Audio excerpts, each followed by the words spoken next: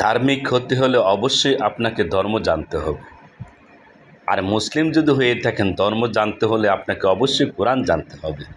আর কোরআনকে জানতে হবে অর্থসহ, কোরআন বুঝে। খালি দাড়ি টুপি পায়জামা পাঞ্জাবি পরলে আর মসজিদে গেলে আইলে ধার্মিক হওয়া যাবে না। অবশ্যই ধর্ম জেনে আপনাকে ধার্মিক হতে হবে। আসুন আমরা সেই ধার্মিক হওয়ার দিকে অগ্রসর হই।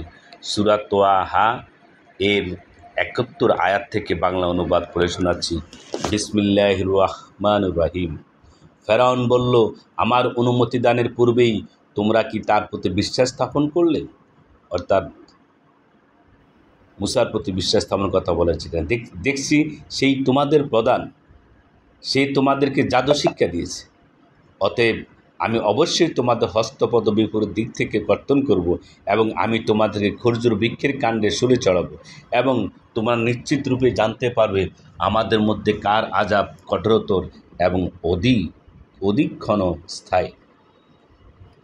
জাদুকররা বলল, আমাদের কাছে যে সুস্পষ্ট প্রমাণ এসেছে তার উপর এবং যিনি আমাদেরকে সৃষ্টি করেছেন তার উপর আমরা কিছুতেই তোমাকে প্রাধান্য দেব না।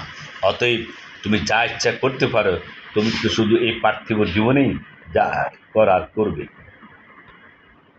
আমরা আমাদের পালনকর্তার প্রতি বিশ্বাস স্থাপন করেছি যাতে তিনি আমাদের পাপ এবং তুমি আমাদেরকে যে জাদু করতে বাধ্য করেছ তা মার্জনা করেন।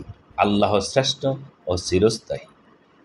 নিশ্চয়ই সে তার পালনকর্তার কাছে অপরাধী হয়ে আসে, তার জন্য রয়েছে জাহান্নাম, সেখানে সে মরবে না এবং বাঁচবেও না।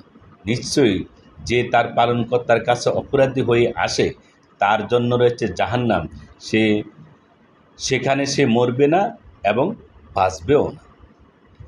আর যারা তার কাছে আসে এমন ইমানদার হয়ে যার সৎকর্ম সম্পাদন করেছে তাদের জন্য রয়েছে সুউচ্চ মর্তবা। বসবাসের এমন পুষ্পোদ্যান রয়েছে যার তলদেশ দিয়ে নির্ঝরিণীসমূহ প্রবাহিত হয়, সেখানে তারা চিরকাল থাকবে।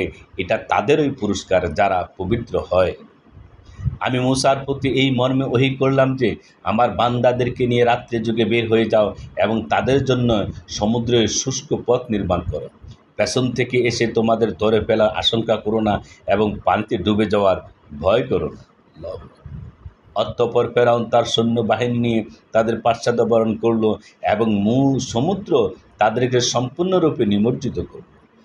ফেরাউন তাদের সম্প্রদায়কে বিভ্রান্ত করেছিল এবং সৎপথ দেখায়নি। হে বনে ইসরায়েল, আমি তোমাদেরকে তোমাদের শত্রুর কবল থেকে উদ্ধার করেছি, দূর পাহাড়ের দক্ষিণ পার্শ্বে তোমাদের প্রতিশ্রুতি দান করেছি এবং তোমাদের কাছে মান্না ও সালোয়া নাজিল করেছি।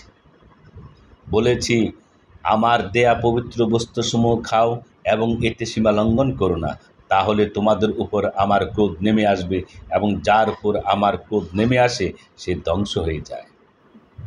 আর যে তওবা করে ঈমান আনে এবং সৎকর্ম করে অতঃপর সৎপথে অটল থাকে, আমি তার প্রতি অবশ্যই ক্ষমাশীল। হে মূসা, তোমার সম্প্রদায়কে পেছনে ফেলে তুমি তরা করলে কেন? তিনি বললেন, এই তো তারা আমার পেছনে আসছে এবং হে আমার পালনকর্তা, আমি তাড়াতাড়ি তোমার কাছে এলাম যাতে তুমি সন্তুষ্ট হও। বললেন, আমি তোমার সম্প্রদায়কে পরীক্ষা করেছি তোমার পর এবং সামিরী তাদেরকে পথভ্রষ্ট করেছে।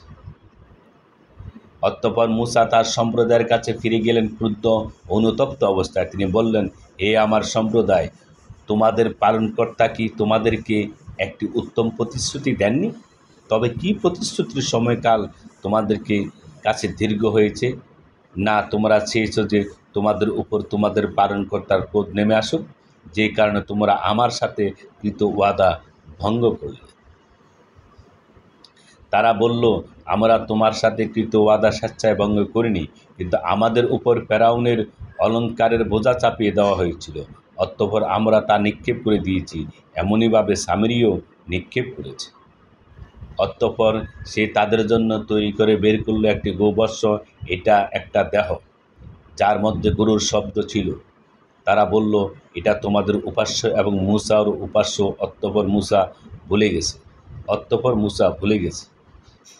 তারা কি দেখে না যে এটা তাদের কোনো কথার উত্তর দেয় না এবং তাদের কোনো ক্ষতি উপকার করার ক্ষমতা রাখে না?